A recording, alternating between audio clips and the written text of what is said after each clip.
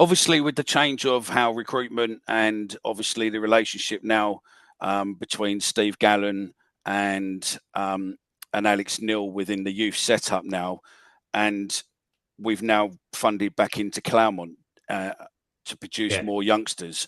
Do you think that this is an exciting time for you and the youth setup at Millwall going forward, a bit like what we were in the past?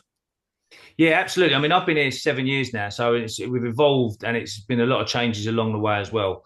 But with that new push to try and push to get the young lads in and recruiting them and buying them and how we're going about it, I think it's definitely an exciting time, and we've got to make sure that we produce those players and get them in. Excellent. Nick? I'll come off mute. Hello, Kevin. Nice to meet you. You all right? I'm Nick. Yeah. Hi, Nick. You all right? I'm good, mate. Something's always intrigued me with, is it under 21s or under 23s? Under 21s. It was under 21s. 23s a couple of seasons ago, but it's now under 21s. Yeah. Okay. I mean, it always fascinates me as to the amount of, do you coordinate tactics? I mean, when your team takes the field, are you trying to imitate the style and the way that the first team are playing, or is it, do you have some kind of discretion over how you take the field versus the first team? There's been periods in the time that I've been here where it's been led by a little bit. Right, we wanted to play a back three, but we've kind of gone away from that a little bit now because obviously managerial changes and it's club appointments as well. So we've gone away from that a little bit. So what we're trying to do now is really just develop good players, right? But we like to change our own system as well. So we give them some challenges in terms of, okay, sometimes it is on the personnel we're going to pick. If we have players that are coming down from the first team, and then maybe we've got 3 players from the first team, and then said, you know what, I want you to play in a 4 in this one. That absolutely no problem at all. Right. But we do challenge the players we will change to a back 3, and we might do it within a game. So again, we want to get the results, and winning is vitally important, but challenging the players, making them adaptable. So if different managers want to come in and change their tactics, our lads have had an experience of doing that. So would you say, I'm going by what you're saying there, that the flexibility of the player is the all-important thing, the ability to go from one system perhaps into a different system in the first team and then be able to adjust in that style? Absolutely, yeah. So they've had a little bit of a challenge. Say an example, it doesn't really go into the system, but what we'll be looking to do this season now will be changing our marking on set pieces. So players will get a chance of zonal marking. They'll get a chance of man marking. So there'll be just different challenges, and they're kind of getting a sort of a wholesome picture of what it could look like in the first team. I understand. We do these 2 questions at a time, Kevin, so I'm going to pass you over to Joe. Right, okay, yeah. Thank you, mate. Hi, Kevin. I'm Joe. Hi, Joe, you all right? Yeah, good. Nice to meet you. We've seen a few youngsters make the leap to first team football, such as Romain Esse and Reece Mangura-Williams. Yeah. Apart from the obvious technical abilities that they have, what other qualities separate those that make it to those that don't, in your opinion? I would say consistency level, hard work. It sounds like an obvious one, but hard work, dedication, all those things as well. And they've got to understand the game a little bit as well, which comes with experience and with the current manager. His tactical awareness is really good. He needs his players to be tactically aware and he can adapt that. So we try to get that into them as well, making sure they can sort of understand what is getting asked of him in games. But the hard work, the consistency level, the dedication. I mean, Rays would be in at, he'd be in at 8 o'clock in the morning, he'd be doing gym work, and it just gives him that extra little foundation as well. But consistency, I would say, is huge. You look at like the old player like Esse that went to Palace, and of course I think it was under Harris's era. He didn't quite make it, and a few clubs kind of moved him on, didn't they, to various clubs, and he kind of took a while before he found his home. So I guess I know you can't really speak on behalf of Neil Harris at the time, but what would you say were the reasons there? Was it just an adjustment, or the culture wasn't right to the way we played our football? And I would imagine so. I mean, like I say, it was pre my time here, but football has evolved a lot. I mean, there's the basics that you stand by. You know what I mean? You work hard. There's so many of the basics that you have to do. You still have to do, but it has evolved. And one thing that we've looked at amongst ourselves, well, since I've been, is that teams used to be 4-4-2, and everyone, the same thing week in, week out. Now there's adjustments in tactics, there's adjustments in styles. people wanted the same type of player all the time. Now you'll have players, what we believe that, do you know what, they might not suit us at this club, but they may go on so you could sell them or get something from them. Another manager might like them, or, you know, you've seen it. We've seen it all before when one manager leaves the club and then the players been out of it totally. And then a new manager comes in and he's just a regular starter. So it just, managers want different things. At the time, I couldn't give you an answer with Esse on that one, but I would imagine it was about around those sort of lines in terms of our tactical work, I would have thought. That makes sense. Cheers, Kevin. Micky? Obviously, to a fan's point of view, we see these young players come in. Alex Mitchell will probably be a prime example, where we think that he's definitely got something about him. How hard is it sometimes to try and make sure that the fans understand, or how hard is it for you when a player feels that the fans love him and he feels that he's there, but actually there's so much more to it than just his ability on the pitch? For instance, like, you know, with the one what Joe was saying, that could have been something to do with attitude or style or anything else, what accumulated to him, unfortunately, not getting a contract. So how difficult it is in your role to develop players, but you're having to develop everything about them, not just what's on the pitch?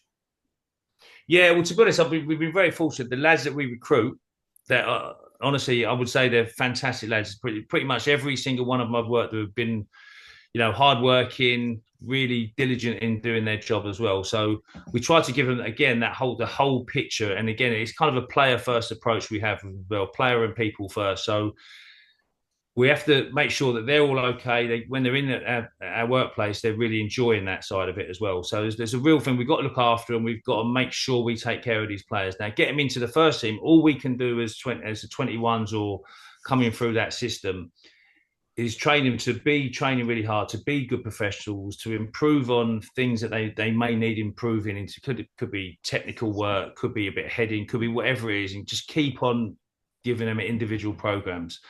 And then it kind of goes on. They get opportunities sometimes to go and train with the first team. They've got to then take that opportunity. The manager might think, you know what, I really like him. Or, you know what, he's not quite ready to be with us yet, and he'll step back down again. And then you've got to manage these situations as well. So they have to give them a sort of a mental awareness that it's tough. Football is a brutal industry. So when you do get that opportunity, you need to take it. The way that Reyes did when he came in and he took that opportunity.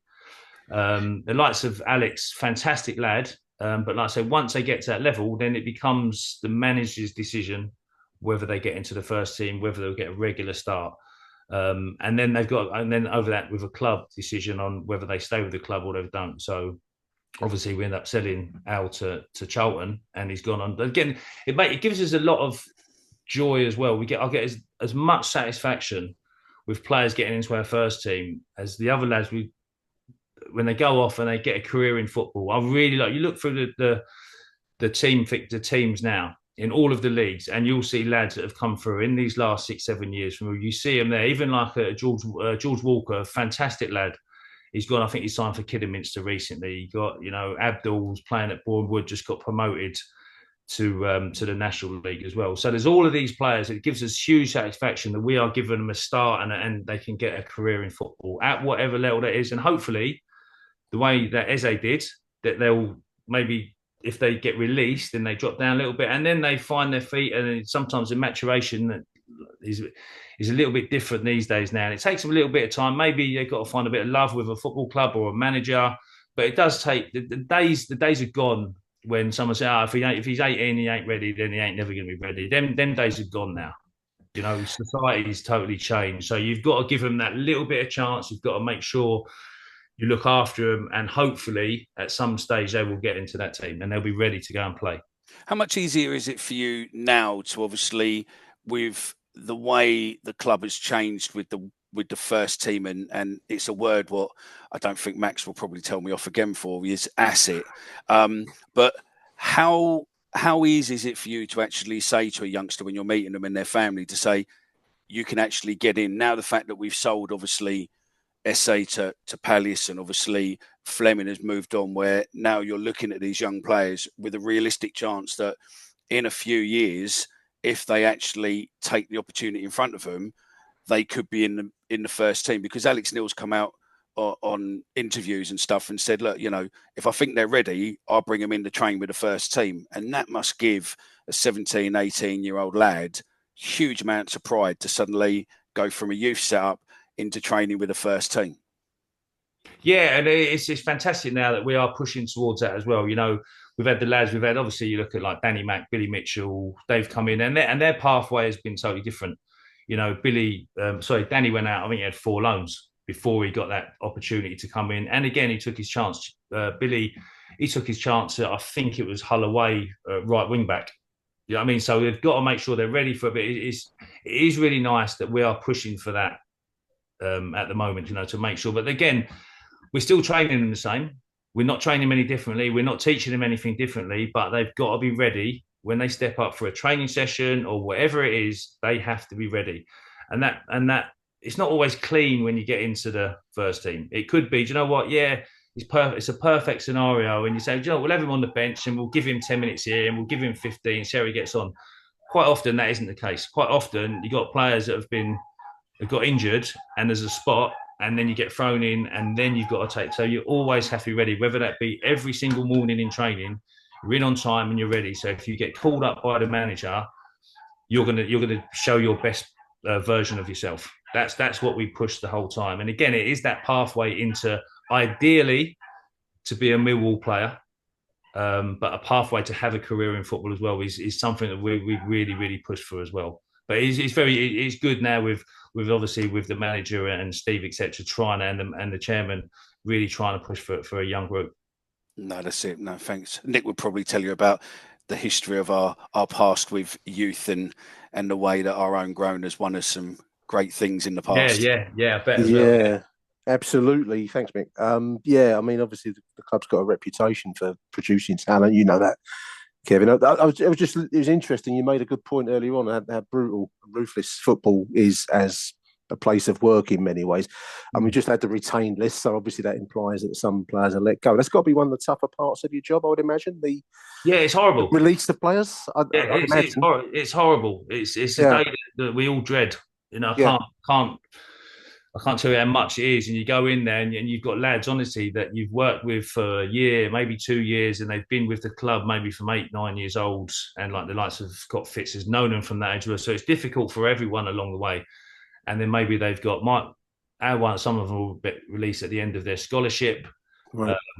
You've got the schoolboy bit, you've got the scholarship bit. With our one, they've been pros, and you think, you know what, now they've got a chance. And it just, for whatever reason, it hasn't happened. But no, it's a horrible time. But we give them the care afterwards as well. We give them the care, we look after them. I'm still in contact with a lot of the lads that are no longer with us, always there for Andy. We've got a player care system, so we really do look after them as well. But it doesn't make it any easier. Certainly, I'm talking about it's not easy for us, but for them, it's a lot worse as well. So, but like I say, we're really pleased in recent years that we do. I look through them teams of other clubs now, and there's plenty of our lads that are in there having a career. Yeah, I mean, you're right. You see names that you've recognised in other teams, and it's interesting when you see them going to places and make it. I mean, I was there when we won the under-21 championship a couple of years ago at the Den. Oh right, okay, yeah, it was great good, night. It was a great night, and it's fascinating, if that's the right word, probably not the right word, but how few players from that team actually do press on. It's to keep saying the same point. It's a very tough business, Kev, isn't it? I mean, it is. A Coley lifting the trophy. I remember it very well. I thought there's a player that will press on with us, but of course it don't always work the way you think it does it? It goes on to other clubs.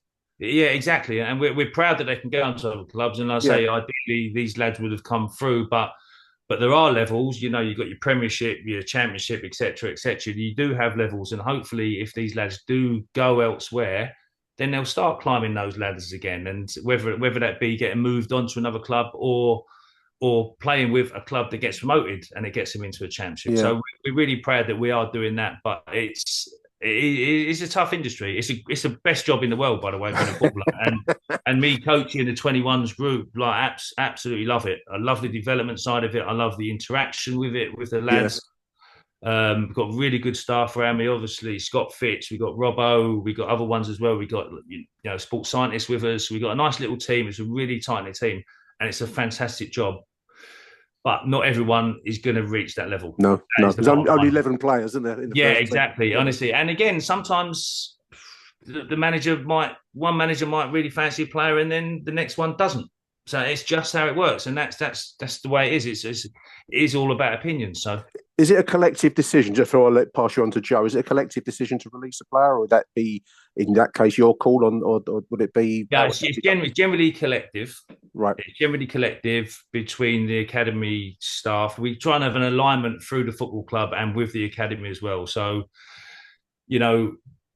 maybe if the manager's come in and he's not been in long, he might not have too much to say in it, or they've gone and trained with them, and then they're a little bit older and say, you know what, I like him, but we've already got players in that position, so we won't take him. So in certain aspects, there'll be another opinions, but factors at play. Yeah, it's generally it's collective decisions. Yes.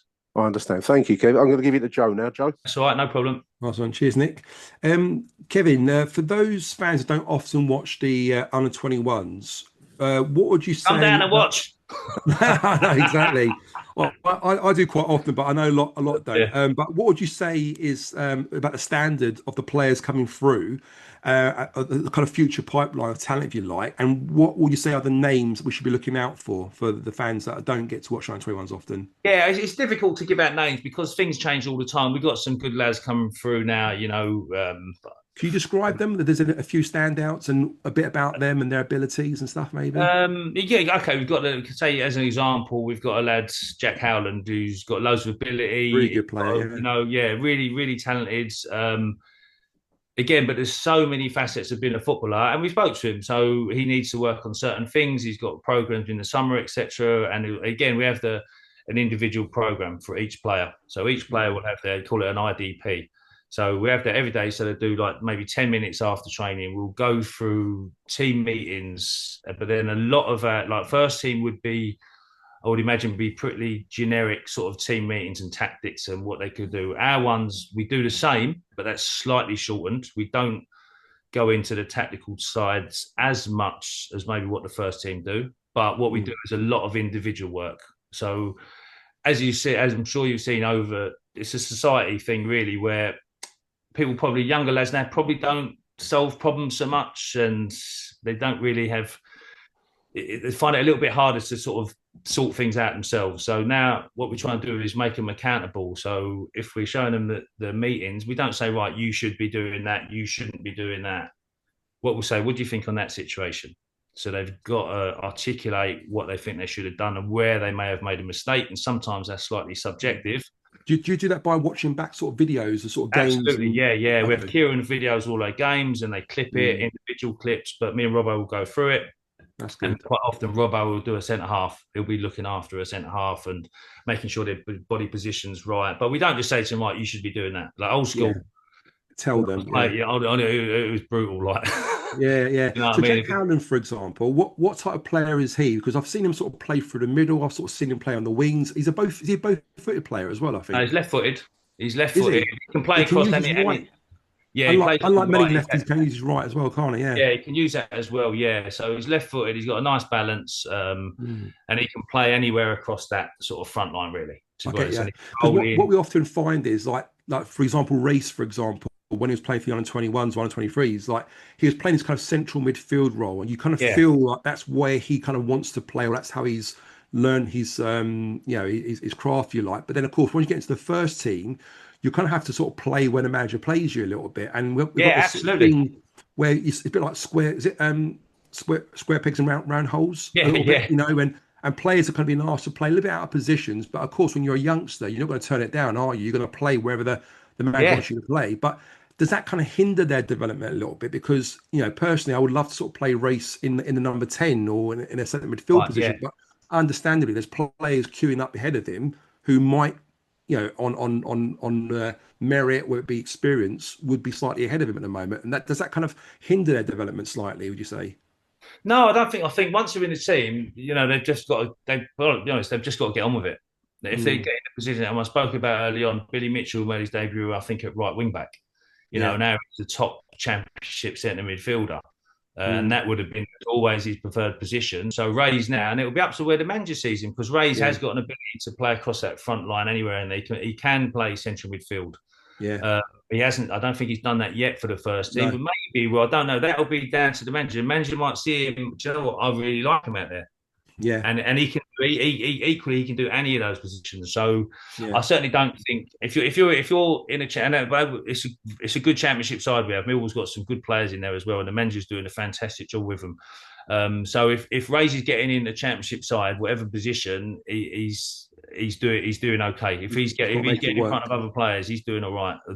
I'm guessing, like you're saying, with Billy Mitchell was a prime example. Whereas you come in at a certain position, slightly out of position. Once you kind of earn your stripes, so to speak, you then find that way into the position you want to play. So, for example, you say with Race, he's played on the left, he's played on the right, he's played a little bit in the 10, but maybe give it another season or so, he might get to play in that more central position where perhaps he might feel most comfortable playing. Yeah, he might. Like I say, he might well do, and hopefully it will flourish in any of those positions. And again, we spoke about earlier what will push the manager to play someone, and it will be their attitude. It will be how they carry themselves. And Ray's is a perfect example. Danny Mack is a perfect example of that. Billy Mitchell is an absolute perfect example of all of those things.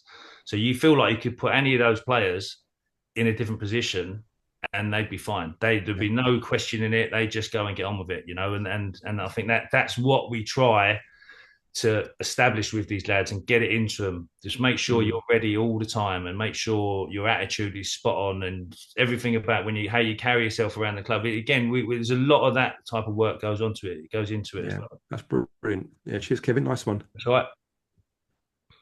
Question for you is obviously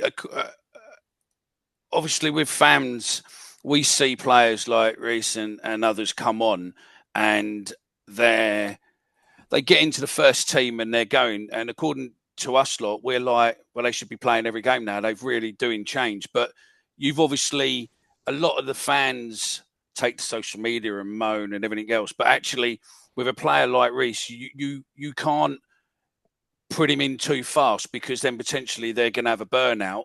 And it's going to affect their overall performance with a lot of players. So we, as a fan base, should bear with them, because if they're not playing every game, it's not because they're not good enough to play every game or the manager doesn't like them. It's more about their development plan that you just don't want it to affect them a little bit further down the line. Yeah, I think obviously raises a bit of a situation because he got injured anyway. So a lot of the time he hasn't played, he's been out injured. But once they go into that first team bracket, they kind of come out of my remit anyway, out of the academy remit anyway. So it's down to the manager. But we'll have good discussions with the manager. But if they're going to be playing there or not playing, the manager will have a reason why they're not playing. Now, if it's a lad that we think, he's a bit risky about getting injured, etc. But the manager's going to try and pick his best team. That's the bottom line of it. And now, if that lad should be in it, he'll be in it. But if someone's not playing, if someone's on the bench or out of the squad, there's a valid reason for that. There's not as simple as that. The manager has a reason why someone's not playing. And I get it. Just only pick 11 players, and that's how it is. And whether half of the Millwall fans think he should be playing and half don't think, the manager is the one that makes that decision. And the managers we've had at the club have all been very good, and that's what their job is. It's like what you said before, and football's about opinions. My final question is obviously there's a lot of talk nowadays with players aren't necessarily like before. If you were a winger, you'd always be a winger. If you're a defender, you're always defender. It seems now as if it's more about if they can play football, they can be coached into different positions now. Do you find that's fairly true? Because there's a lot of defenders what are moving into keeping, rather going into goalkeeping, larger guys and good with their feet. That's all changed. Do you find that that's easier now to suddenly come across a winger who's actually maybe better at a forward or better in a central position rather than their chosen position? I do. Honestly, I do. I think you can get so just as an example, you say you've got a left winger. And it's quite easy now, and I think the players are much more acceptable to it as well. You could drop him into a left-back role. You could drop him into maybe left side of a back three, and the players will accept that. And we be doing that to to give them a bit of variety in their play, to make them a little bit adaptable in how they play as well. So I think that's a major bonus in, like I say, modern football. It is different. Before it was like pretty much 4-4-2 straight lines, where now it is different and people do rotate, and you've seen it over the years with different clubs doing it, and managers now want different things, and certain football clubs will have a style that they are going to stick with, and they want a certain type of player. So I think it's a really good thing that our lads get the opportunity to play in different positions, and they're very accepting of that as well. But don't get me wrong, there'll be players who think, you know what, you are a centre half, and that's where we think you're going to have your best opportunity of playing, so you'll play there. But the other ones will say, okay, listen, in this game, we'll have a little challenge. If it doesn't work, that's what the 21s is here for. Sometimes, if it doesn't work, it's not the end of the world if we don't pick up the 3 points. We always want to do it, but it's not always going to be the case. So we will try things out with players. No, that's good. Thanks very much. No Nick? problem, that's all right. Thanks, Kevin. Yeah, I mean, you kind of just answered the question I was going to ask about the difference between under 21 management and the senior squad, winning and losing. Is it are you judged on your winning record, or are you judged on the players you're producing? I imagine it's the second one, really. Yeah, pretty much so. Yeah. It's good to have both. Yeah. If I could give you an analogy of the difference between first team football and just one little bit. So, say for instance, we've got a centre half who isn't a great marker on set pieces. Yeah. If it's with the first team and it's been established, you know what, he's not a great marker on set pieces. Do you know what? You won't have him mark him. You'll have him in a space, you'll have him somewhere else, and you'll keep him out of the way, whether it be a centre forward or whoever it is. With us, we'll say, right, now we develop you need to become a better marker. So whether that costs us the game, if he becomes a better marker and he goes into the first team and he's heading things out from set pieces because we've trained him up to do that and we've lost some games, that's a huge success for us. Because that would say is a low level analogy of the difference between the winning and the mentality. That we would, like I say, if for development, we're willing to lose games. I understand. I'm just looking at your playing career back in the 80s, I believe. You must have played under some hard... All right, keep it quiet. I mean, management style is the way I'm going with this, and you've mentioned a lot that the game has changed, and I think we'll get that. Anyone of a certain age sees it, I mean, when it comes to players, I mean, you must have had dressing rooms where the manager is, I don't know whether the hairdryer treatment or the throwing the teacups around, whatever you want to call it, but do managers still do that? Is that something that is a real thing now, or are you more arm around the shoulder as a kind of profession? I'm driving that, not you personally. Yeah, but... I think it was, say, I don't think there was as much shouting and all that what everyone goes on about years ago. I really don't. That's interesting. Okay. I don't think I can't. I'm pretty much sure I got shouted at a few times, and I'm not sure if it really helped me that much. When I went out on the second half, whether it made me that much better.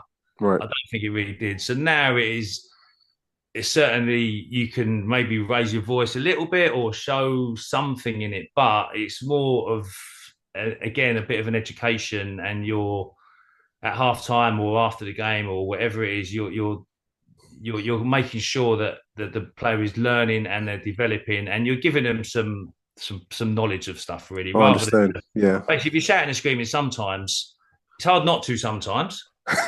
But you know what I mean, let's be honest, it is hard not to sometimes. Yeah. But it's probably just, if I were to do it, it's probably just for myself. Yeah. It's just releasing stuff, and I don't think anyone's really getting anything out of that if you come in. Do you know what I mean? So, but I don't think it was as bad as it certainly wasn't as bad as what people make out years ago. That's really interesting. There was some good managers and some very, very good coaches around years ago as well. Yeah. There's no podcast career in that part, that kind of side of things, Kevin. Thank you, mate. I really appreciate it. That's all right. Kate, last couple of questions from myself. Just interesting to find out your thoughts on the best young talent that you've ever coached and why pick that person out. Talented wise, I suppose you've got obviously Romain, who's just gone to Palace. He's got to be in there as well. But I suppose when you talk about talent, it can come in different ways, can't it? It can come in different forms. It can come in athleticism. It can come in technical. It can come in now. Romain technically fantastic, but it's going to be really hard for me to sort of say on this one, But the lads, like I say, the two lads that are inside, Danny Mack and Billy Mitchell, those lads are just modelled. You know, they've been model pros, and to work with. If you're a first team manager, you want to work with those type of lads. You know, trustworthy, reliable, and you know what, very, very good players. So I'll probably go with those lads that I'm speaking with at the moment. Yeah. Nice one. And just to end it off, just finally, if a young lad from South London, dreams of playing for Millwall one day, what's the one bit of advice that you would give him? Give it everything. Whatever you do, don't come off the train. Sorry, don't come off the training pitch, or don't come off after a match thinking, "Oh, I wish I could have done a little bit more there." So every day you're out training or whatever it is, make sure you give it every single thing you've got. That's what I would say is the biggest bit of advice.